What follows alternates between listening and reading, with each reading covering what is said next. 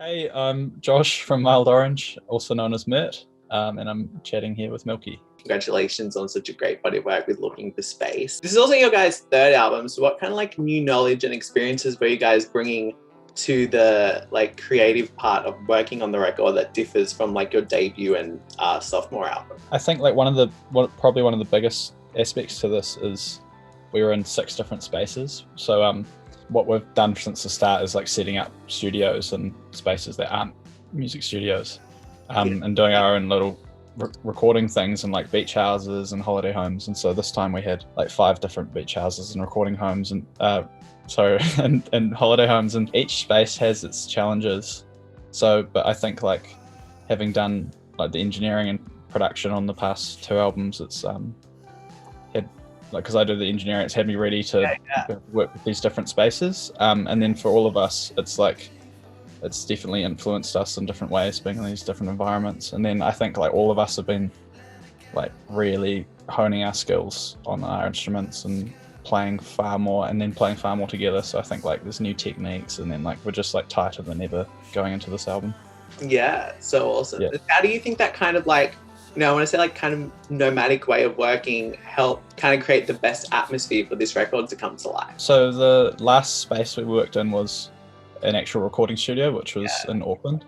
So like one of the main things we like about doing our own thing is that you can kind of have as much time as you like and you don't feel the pressure of being in a studio. So I think that having our own space gives us this like freedom, and you can kind of just let loose. I mean, like there's no one else around, it's literally just us. And at one of the places, there's absolutely no one around, no one can hear us for miles, and there's just like horses running around in the back. And so it's like we just feel really free to create, I guess. But going into a studio has also been great because we were confident going in because we had all these ideas together. And awesome. But yeah, learning how to work in a studio has been interesting too. Yeah, so cool. And so you guys also kind of like pushed the sonic boundaries of like your signature sound on this record. What kind of prompted that like new exploration? Part of it was that we weren't able to play live, and then we were like, damn, let's make some stuff that like absolutely explodes when we can play live again. Oh, here's Jar. There he is. Yo. So this album kind of like really is a documentation of like basically navigating life in the 21st century and kind of the roller coaster of ups and downs. How did that kind of thematic exploration like evolve throughout the album's creation and develop? Yeah. Well, at first it wasn't like conscious of itself, like because I don't know, like Jar, we talked about like the past 2 albums, like a lot of it touched on romance and stuff, and so like I don't know, I'd started consciously trying to write lyrics about more just so like experiences in life and my relationship with life and the actual relationship. So I guess at the start that was just happening naturally, and then as we got to about halfway through last year, when we were like, oh my god, we've actually got like an album that started like really tying together thematically, and it was far more conscious of it all being about this journey or life and outlooks and perspectives. And so I think that comes quite timely because like we're mid-20s and like we're really starting to feel free, like the world's our oyster kind of. And so there's bits of like navigating the pandemic and not being able to do perhaps the things you want to do and dealing with those ups and downs, but it's also a lot of optimism and looking forward to when we can. So lovely. So we've also had a few visuals from you guys, and you guys always really like, or at least I think nail like the visual identity of your records. How have you guys approached conceptualizing and developing the visuals for this album cycle? That had been an image that had kind of like been with us throughout creating. So it'd been like on a demo at the start with a few of the demos, and I think we were all just like quite digging it. And then that again, like the music, and it starts to make sense as it keeps going, and they started like working in tandem together, and I kept like working on the artwork and then got it to where it is now, and it's kind of like these flowing electric things which quite kind of like represent like the yin and yangs within life in the album. And it also came from when we had found space. We just played a show in Switzerland, and that was a photo. I took the photo of an awning outside the venue, and I think that was when we really felt like we'd found our space when we were playing live, touring the world. So yeah, all feeds into one another. But yeah, and then with like the visuals of the videos, we love creating things like around the world as well. And yeah, I loved the most recent one for oh yeah, so nice. yeah, So Yeah, it's beautiful. the visuals always like kind of really try to look like how it sounds. yeah, I definitely get that for sure. And so now, which 3 songs off Looking for Space would you guys play to someone who like never heard your music to make them like an instant diehard fan? I would have to say Watch Your Fire, even though it's probably not the most like classic Mild Orange song by any means, but it's just so explosive, and anyone who's seen us live like knows that that's the song that goes off the most. So I would show them that. I think I really like This Kind of Day as well. I think that's like the quintessential Mild Orange track. There's like that is a good representation of us in that song, I think. And maybe Colorize. I really like Colorize. You do? Yeah. I like the way that it's like the opening to the album. We've always put an emphasis on having a good introduction, whether that's for a live show or an album or just like really, you know, setting the scene. And I think Colorize does that really well. Yeah. I think those It's are very really good. nice track. It's like different sonic, like it's very us to do different structures and different like sonic on the same album. And so I think like those are a good 3 because they represent us. I don't know. We always feel different when we make music, so we're going to make different tempos. We're going to make different sonic. Yeah. So yeah, those are good. Yeah, I love it. I think like as well, we don't really make normal structured songs. They feel structured, but they don't go like chorus, verse, chorus, verse, Yeah. but they still have that flow, and so those ones are quite good for that. Yeah, like it. And so, what do you think is like the most memorable line or lyric from the album? Like one that you'll find you're like walking around, just going about your day, and it's like the one line that's like stuck in your head that you're just humming along to. Oh wow. The few. Jar, do you have one?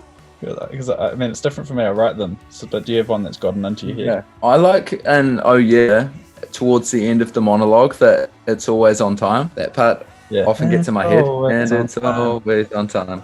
That part. Lately, that's been the one in my head. I mean, that's probably because that's the most recent release, but yeah, I'm gonna go with that. Probably. I think like This Kind of Day always gets stuck in my head, like the lyrics to that. Keep moving to the outliers of your head. That just like I'm just always like that's going in my head. I'm like, because it's very like representative of the landscapes we're around all the time in New Zealand. So if I see the beach or a horizon, I'm always like, keep your eye on the horizon, or like that's always getting into my head. Yeah, true. And so you guys are hitting the road this year across like New Zealand and Europe, not Australia yet, but hopefully. We have tried many times. What can audiences expect from like this upcoming tour? We always try and keep it balanced between the 3 albums. So I think there's something for everyone in our set. Whether you're, 4Play's your first album, favorite album, or Mild Orange, or Looking for Space, like you're going to hear a little bit of something from everything. Also, we play a lot of stuff live that hasn't been released, and it's just about sort of creating a journey for the audience. So there are a lot of ebbs and flows. We have moments where it gets really stripped back and intimate. We have moments where it's like a crazy sonic like overload for like 3 or 4 songs without stopping. I also think live we're a lot punchier than a lot of people might expect. It's not necessarily reflected on the recordings all the time, but like we'll really turn it up a notch when we're playing. Yeah, I agree. Like, because a lot of these songs we had road tested too, like the new songs we had road tested before even releasing them, and like and while we were recording them as well. So I think like you can expect like some very thoughtful moments live in these songs that have been created with you as the audience partaking in it in mind. Yes. Because a few of the songs, like What's Your Fire, for instance, were like we're aware that we wanted to have something that actually exploded when everyone could go to live shows again, and it has been that. Yeah, so awesome. So obviously, like the past, I mean, it's almost 2 years now. Like, there's been a significant impact on the live touring sector. What impact do you think live music and performing has had on your career, and how important is it in terms of making that like in-person connection with your audiences? Fans for us are super influential. Like for instance, in the past 2 years, while being able to play in New Zealand, that has undoubtedly influenced how we play some of the songs. And so like we're not afraid to play songs before they're released. So Yeah.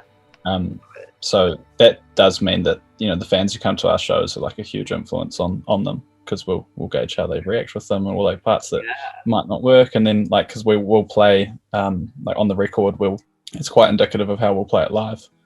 And so that can influence it some ways. I think, it's kind of like I said before, that our shows are not necessarily what people would expect. So I think we always try and show that in one of our shows, we try and show fans that we can really send it.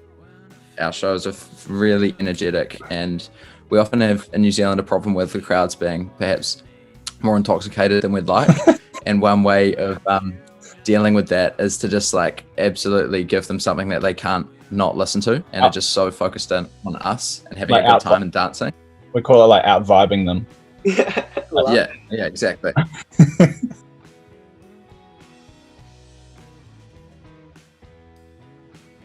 Wilco, Sonic Youth, bands like that, Dinosaur Jr. I always say Burt Bacharach, love him, or Ennio Morricone, and skateboarding.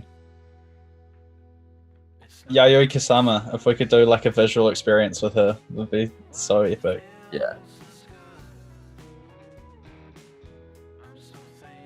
I wrote a letter this morning about Harvest Moon by Neil Young. Yeah, that's a good one. I agree. Big one for me. We listened to it a lot when we were recording the second album, I recall, and it just it's just so influential, you know? Yeah. Like you can put that album on at any time and it always is going to go down well. Yeah. It's timeless music. It's sort of what we aim to achieve in our own music, I think. I reckon like a Guy Ritchie movie would be epic. You know, like the Gentleman and Lock, Stock and Two Smoking Barrels and stuff. That'd be so sick. I'd love to see it in like a Wes Anderson movie as well. Hannah Montana. Hannah I was a Montana. bigger fan of the Hannah Montana fan. Superstar on it was on SingStar, and I used to like jam it as a kid, and I'd be like dancing. I don't know what it is. Yeah. Robbie Williams. Mine was oh, nice. Mine was the Wiggles, I think. Oh, true. But first, this this real concert was Queens of the Stone Age and Smashing Pumpkins in Wellington. We would have been at the same Wiggles concert, probably. Yeah. Wiggles. Yeah. Yeah, probably. I think I went to a couple of them. We were like 4 when they came to New Zealand. Wilco, actually, in Wellington. Ennio Morricone, I saw his final concerto in the Baths of Caracalla in Rome, and he was 91 years old and did 5 encores. Mount Kimby, Cold Spring, Faultless Youth. That was the first you ever bought. Yeah, well, with my own money. Like I was like 17, but you know, before then I'd just been like bumming it off of Mum's credit card on iTunes. Yeah. I remember I used to always get CD vouchers for Christmas when CD shops were still a thing. I remember going, the first CD I bought was the Red Hot Chili Peppers' Greatest Hits. And that was like 8 or 9 or something. I don't know, Smiley Spice. I don't know. What would I do, man? Foodie Spice. I'll take it. I'll take Foodie Spice. The one that the Looking for Space album cover is, we played in Baden, Switzerland, and like it didn't sell out or anything, but like that show just felt so epic. I don't know, I just had this really beautiful romantic idea about that show. Everything felt good. Mine's probably the Paris. It was our first sold out international show, which like for us being pretty fresh from New Zealand was like such a surreal feeling, knowing that we could sell out a venue in a different country. It's like, it's crazy. We were so stoked. Who do you reckon? Me? Yeah. Okay. I've said before, Taylor Swift, not only because of like all of her success, but because of like, you know, the kind of behind the scenes deals she's done with like Spotify and record labels and the whole like thing she's doing with her masters. So I think like currently, like in modern times, Taylor Swift's good. Yeah. Taylor Swift is a good, on modern music. She's had Let's go for Tay Tay. I would say also Kanye, probably for modern. He's pretty damn influential. Like, and it's changed the whole way we sort of approach, you know, album releases, not with this whole recent campaign. It's like pretty crazy having listening parties with thousands of people and stuff. You need to keep active. Yeah, I'm gonna keep telling myself to do that. Or start learning another language. Now. Are you gonna start doing that today? Another language. No, I don't think I will in the next year either. Probably when I was like dreaming about it, not like, oh, this is actually going to be a thing. That would have been like a few years ago when we'd started releasing music first. We were like, oh, this can actually happen. But like dreaming about it when I was like, I don't know, like 14, 15, watching like heaps of other bands on YouTube, you know, like just seeing mates get together and like I think like, you know, like the Strokes or Kings of Leon and like Block Party and stuff, like listening to them was like, oh, this is cool, they're all mates, and you know, I can dream to do this, it'd be cool. I don't think I ever had like a moment where I was like, I want to do this, but I remember pretty soon after like starting to learn how to play the guitar and playing in bands, just kind of felt like I knew I would always be doing that, like whether that was in a professional capacity or just, it just felt like I was kind of just knew that that's what I would be doing.